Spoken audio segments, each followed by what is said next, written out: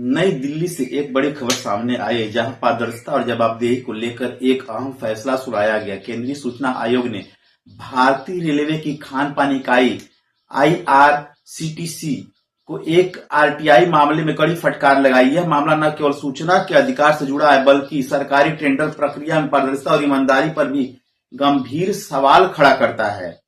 नमस्कार, मैं हूं उपेंद्र यादव। आप देख रहे हैं आज की यह विशेष रिपोर्ट, जिसमें हम आपको विस्तार से बताएंगे कि आखिर यह पूरा मामला क्या है, क्यों आईआरसीटीसी को आयोग की नाराजगी का सामना करना पड़ा और इस फैसले के क्या मायने हैं आम जनता के लिए। सबसे पहले समझते हैं इस पूरे मामले की पृष्ठभूमि। दरअसल एक आरटीआई आवेदन के जरिए कुछ बेहद महत्वपूर्ण जानकारियां मांगी गई थी। आवेदनकर्ता ने यह जानना चाहा कि रेलवे के टेंडर में हिस्सा लेने वाली कंपनियों ने क्या अपने दस्तावेजों में यह खुलासा किया था कि उनके खिलाफ केंद्रीय जांच एजेंसियों जैसे सीबीआई या प्रवर्तन निदेशालय ईडी की कोई जांच लंबित है या नहीं।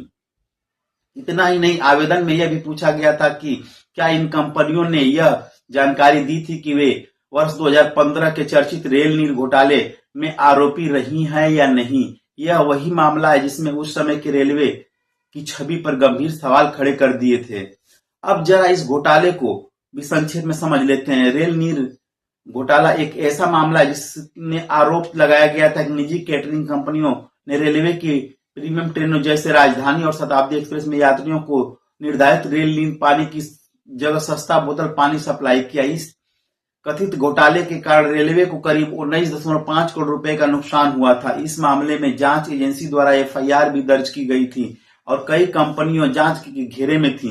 अब सवाल उठता है कि ऐसी कंपनियां बाद में फिर से सरकारी टेंडर में हिस्सा लेती हैं तो क्या उन्हें अपने खिलाफ चल रही जांच की जानकारी देना अनिवार्य होना चाहिए। यही जानने की कोशिश इस आरटीआई आवेदन के जरिए की गई थी। आरटीआई में आगे यह भी पूछा गया था कि क्या कंपनियों ने प्रवर्तन निर्देशालय द्वारा दर्ज मामलों, छापेमारी, नकदी जब्ती और अदालत में चार्जशीट दाखिल होने जैसी जानकारियां भी साझा की थी या नहीं। यानी कुल मिलाकर यह आवेदन सरकारी ठेकों में भाग लेने वाली कंपनियों की पारदर्शिता और विश्वसनीयता को लेकर था। लेकिन यहां से कहानी एक नया मोड़ लेती है। आईआरसीटीसी ने एक आरटीआई आवेदन का जवाब देने से इनकार कर दिया। अपने जवाब में संस्था ने कहा कि मांगी गई जानकारी सूचना के अधिकार कानून की धारा 8(1)(d) के तहत आती है। इस धारा के अनुसार ऐसी जानकारी जिससे व्यवसायिक गोपनीयता, व्यापारिक रहस्य या बौद्धिक संपदा से जुड़ा माना जाता है, उसे सार्वजनिक नहीं किया जा सकता। यदि उसके खुलासे से किसी तीसरे पक्ष की प्रतिस्पर्धी स्थिति की नुकसान पहुंच सकता हो।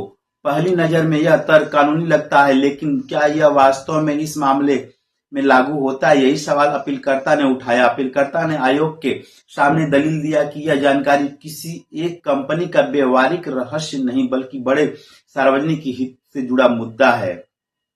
उन्होंने कहा कि अगर किसी कंपनी के खिलाफ गंभीर जांच चल रही है तो उसे सरकारी ठेका देने से पहले यह जानकारी सार्वजनिक होनी चाहिए। दूसरी ओर आरटीसी ने अधिकारियों ने अपने फैसले का बचाव करते हुए कहा कि उन्हें कानून के तहत उपलब्ध छूट का सही इस्तेमाल किया है। उन्होंने यह भी बताया कि प्रथम अपीलीय प्राधिकारी ने भी निर्णय को बरकरार रखा था, लेकिन जब यह मामला केंद्रीय सूचना आयोग के सामने पहुंचा तो तस्वीर पूरी तरह बदल गई। आयोग ने दोनों पक्षों की दलीलें सुनने के बाद आईआरसीटीसी के जवाब को अपर्याप्त और असंतोषजनक करार दिया। आयोग ने अपने फैसले में बेहद स्पष्ट शब्दों में कहा कि केवल किसी कानूनी धारा का हवाला देना पर्याप्त नहीं है। संबंधित संस्था को यह भी बताना होगा कि यह धारा मांगी गई जानकारी पर कैसे क्यों लागू होती है। आयोग ने यह भी कहा कि बिना ठोस और स्पष्ट कारण बताए किसी सूचना को रोकना आरटीआई कानून की भावना के खिलाफ है। यहाँ आयोग ने एक और महत्वपूर्ण बात कही, और वह यह कि सूचना न देने की जिम्मेदारी पूरी तरह से संबंधित सार्वजनिक प्राधिकरण की होती है। यानी अगर कोई संस्था जानकारी देने से इनकार करती है तो उसे यह साबित करना होगा कि ऐसा करना क्यों जरूरी है। यह फैसला इसलिए भी महत्वपूर्ण हो जाता है कि क्योंकि यह सरकारी संस्थाओं को एक स्पष्ट संदेश देता है कि पारदर्शिता से बचने के लिए कानून की धाराओं का मनमाने ढंग से इस्तेमाल नहीं किया जा सकता है। आखिरकार केंद्रीय सूचना आयोग ने आईआरसीटीसी को निर्देश दिया है कि वह इस आरटीआई आवेदन पर दोबारा विचार करे और एक नया विस्तृत और कारक सही जवाब दे। अब इस फैसले के व्यापक प्रभाव की बात करते हैं। यह निर्णय न केवल एक आरटीआई आवेदन तक सीमित है, बल्कि यह पूरे सिस्टम के लिए एक नजीर बन सकता है। इससे यह स्पष्ट होता है कि सरकारी टेंडर प्रक्रिया में भाग लेने वाली कंपनियों की पृष्ठभूमि और उनके खिलाफ चल रही जांच की जानकारी को छिपाना आसान नहीं होगा। विशेषज्ञों का मानना है कि यह फैसला भविष्य में सरकारी अनुबंधों में अधिक पारदर्शिता लाने में मदद करेगा। इससे यह सुनिश्चित किया जा सकता है कि जिन कंपनियों को जनता के पैसे से जुड़े प्रोजेक्ट दिए जा रहे हैं वे पूरी तरह विश्वसनीय और जवाबदेह हों। साथ ही यह आम नागरिक के लिए भी एक सशक्त संदेश है कि सूचना का अधिकार केवल कागजों तक सीमित नहीं है, बल्कि इसे सही तरीके से इस्तेमाल किया जाए तो यह व्यवस्था में जवाबदेही सुनिश्चित करने का एक प्रभावी हथियार बन सकता है।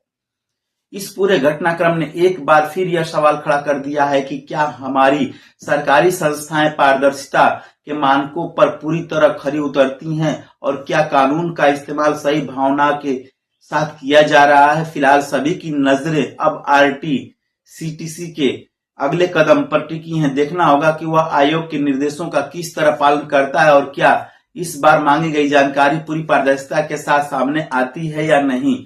तो यह थी हमारी आज की विशेष रिपोर्ट, एक ऐसा मामला जो न केवल एक संस्था की कार्यप्रणाली पर सवाल उठाता है, बल्कि पूरे सिस्टम में पारदर्शिता और जवाबदेही की जरूरत को भी उजागर करता है। नमस्कार, मैं हूं उपेंद्र यादव।